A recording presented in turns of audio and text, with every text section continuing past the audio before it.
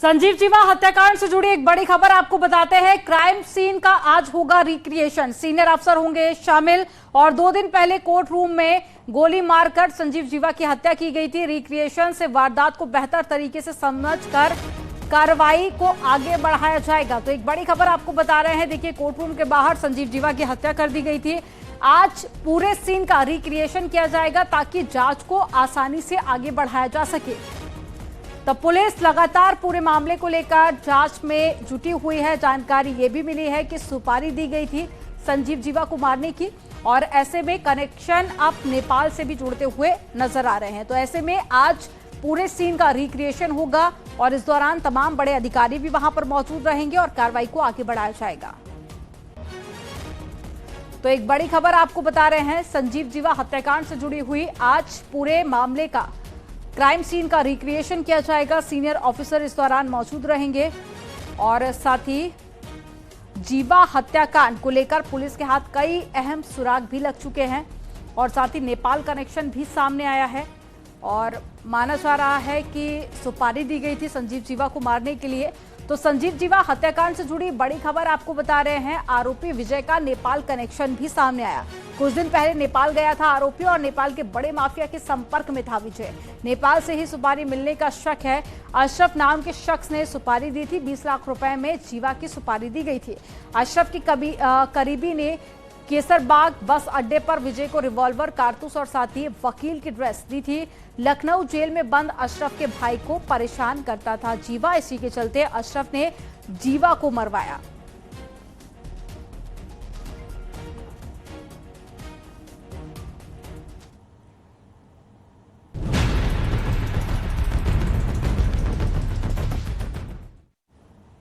और चलिए बात करेंगे गाजियाबाद की, जहां पर गेम ऐप में धर्मांतरण का मामला सामने आया है। आरोपी शहनवाज उर्फ बद्दू की मां मुमताज खान का बयान दर्ज किया गया। मुंबई से गाजियाबाद पुलिस ने यह बयान दर्ज किया है और मुंबई पुलिस की मदद से बयान दर्ज किया गया। पुलिस ने मुमताज से उसके छोटे बेटे शाहनवाज के बारे में पूछताछ की। शाहनवाज कहां जाता था, किससे मिलता था, इसकी भी जानकारी ली गई है। कई सवालों के जवाब मुमताज से नहीं मिले। परिवार के बाकी बच्चों के बारे में भी मुमताज से पूछा गया।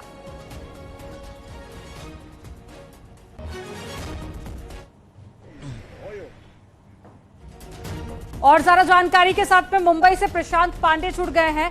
प्रशांत, मुमताज से पुलिस ने पूछताछ की है, वो कौन कौन से बड़े सवाल रहे जिसके जवाब पुलिस को मुमताज से मिल गए हैं? क्या सारा जानकारी पूछताछ को लेकर? जी बिल्कुल, देखिए कई अहम सवाल थे गाजियाबाद के पुलिस के सामने जो मुमताज से पूछना था, क्योंकि 1 तारीख से ही जो है पूरा परिवार फरार हो चुका था। शाहनवाज भी जो है फरार था और जब मुमताज घर लौटी तो गाजियाबाद पुलिस सबसे पहले जो है मुमताज को मुमरा पुलिस स्टेशन कल लेकर आई और वहां पर तकरीबन 2 से 3 घंटे तक बयान दर्ज किया गया है, जिसमें कई अहम सवाल थे। सबसे पहला सवाल जो है ये पूछा गया था कि शाहनवाज अभी कहां पर है। तो इसका जवाब जो है उन्होंने साफ तौर पर कहा कि अभी तक कहाँ है कि कौन से लोकेशन पे, ये मुझे जानकारी नहीं है। उनसे ये भी सवाल पूछा गया कि बाकी बच्चे आपके कहाँ हैं। उन्होंने इसमें भी ये जवाब दिया कि बाकी बच्चे भी कहाँ हैं, इसकी भी जानकारी मुझे नहीं है। कहाँ गए थे, किसके पास गए थे, इतने दिनों तक कहाँ आप लोग थे, ये तमाम चीजें जो है गाजियाबाद पुलिस ने पूछा। साथ में ये भी पूछा कि पिछले कई महीनों से आपका बच्चा किससे मिलता था, किनके संपर्क में था, घर पे कौन कौन लोग आते थे, वो करता क्या था। कई ऐसे सवाल थे जो गाजियाबाद पुलिस ने मुमताज से पूछे, लेकिन अब तक कई ऐसे सवाल थे जिसका जवाब मुमताज के पास नहीं था। लेकिन साथ ही मैं आपको बता दूं कि इस जांच में मुंबई पुलिस जो है, मुमरा पुलिस जो है, वो भी काफी जोर शोर से जांच कर रही है। 2 टीमें आज भी मुमरा पुलिस की तैनात की गई है इस मामले की जांच के लिए, जो गाजियाबाद पुलिस के साथ पैरेलल इन्वेस्टिगेशन कर रहे हैं। बहरहाल अभी जो जानकारी मिली है ताजा कि 2 टीमें जो लगातार इस शाहनवाज के बारे में जो ढूंढ रहे हैं, वहां से अभी तक इनके हाथ कोई क्लू या कोई लिंक नहीं लग पाया है। गाजियाबाद पुलिस से भी मेरी बात हुई, जो यहाँ टीम मुंबई में है, उनका साफ तौर पर कहना है कि माँ से हमने कई सवाल पूछे, लेकिन कई सवालों का जवाब जो है माँ के पास नहीं था, मुमताज के पास। लेकिन कुछ जवाब के सवाल हमें मिले हैं, आपके पास में हमारे साथ में शिवम प्रताप सिंह भी जुड़ गए हैं। शिवम का रुख कर लेते हैं। शिवम, गाजियाबाद की एक टीम मुंबई गई है, मां से पूछताछ की गई, लेकिन कुछ बड़े सबूत पुलिस के हाथ नहीं लगे हैं। आपके पास में क्या अपडेट है पूरे मामले को लेकर? देखिए, बिल्कुल इस पूरे मामले में मां से पूछताछ की गई। हालांकि शहनवाज के बड़े भाई ने यह वादा किया था, इस तरीके की जानकारी दी गई, वो शहनवाज की गिरफ्तारी में हेल्प करेंगे। 24 घंटे में शहनवाज सरेंडर कर देगा। मुंबई के जो मुंब्रा इलाका है वहां पर सरेंडर करने की बात की गई थी, लेकिन ऐसा कुछ नहीं हुआ। ये भी जांच में सामने आया है कि लगातार शहनवाज न सिर्फ लोकेशन बदल रहा है, बल्कि वो साथित तरीके से गाजियाबाद कोर्ट या फिर प्रयागराज कोर्ट में जो है सरेंडर करने के फिराक में भी है। उसने अपने कई जो संपर्क हैं, जो साथी हैं, उनसे इस तरीके की तैयारियां कराई थी। लेकिन अब यहाँ पर पुलिस सुरक्षा बढ़ा दी गई। उसके साथ साथ कोशिश ये है कि 3 से जो 4 टीमें लगाई गई हैं, डीसीपी सिटी निपुण अग्रवाल के मुताबिक वो हर तहकीकात कर रहे हैं, हर जगह जांच कर रहे हैं कौन कौन से लोग इसमें शामिल थे। और इसके अलावा ऑनलाइन जो गेमिंग के जरिए ये लोग कर रहे थे, इसके अलावा और कौन कौन सी टैक्टिक्स थी जिनका इस्तेमाल किया जा रहा था, और जिसके जरिए न सिर्फ इन नाबालिगों को बल्कि और कहां पर ये रैकेट चला रहे थे। इस तरीके की बात सामने आई है कि गाजियाबाद में न सिर्फ इन नाबालिग को बल्कि शहनवाज ने अपने दोस्त को भी कन्वर्ट करने की कोशिश की थी। मुंबई में बैठा हुआ था, तो आखिर वो कौन से लोग थे जो इस पूरे मामले में ऊपर से देखरेख कर रहे थे, किन किन राज्यों में जाल फैला हुआ है, और ऑनलाइन गेमिंग के अलावा भी क्या शहनवाज कोई और रैकेट चलाता था। ये तमाम जानकारियां अभी गाजियाबाद पुलिस जुटा रही है। हालांकि का सरगना आखिर कौन था? आप दोनों का तमाम जानकारी साझा करने के लिए बहुत शुक्रिया।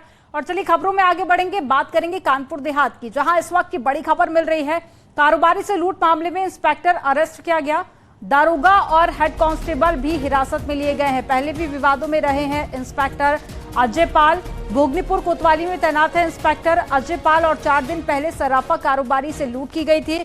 कोतवाल के आवास से 50 किलो चांदी भी बरामद हुई है। तो एक बड़ी खबर आपको बता रहे हैं कानपुर देहात से, जहां पर लूट मामले में इंस्पेक्टर को अरेस्ट किया गया, दारोगा हेड कांस्टेबल भी हिरासत में लिए गए।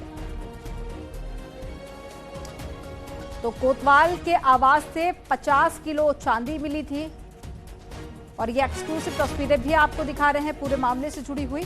और पूरा मामला कानपुर देहात का है, जहां पर लूट का मामला सामने आया था, जिसमें इंस्पेक्टर संलिप्त पाया गया। इंस्पेक्टर को गिरफ्तार किया गया, दारोगा और हेड कांस्टेबल को भी हिरासत में लेकर पूछताछ की जा रही है। और कोतवाल के आवास से 50 किलो चांदी भी बरामद की गई थी।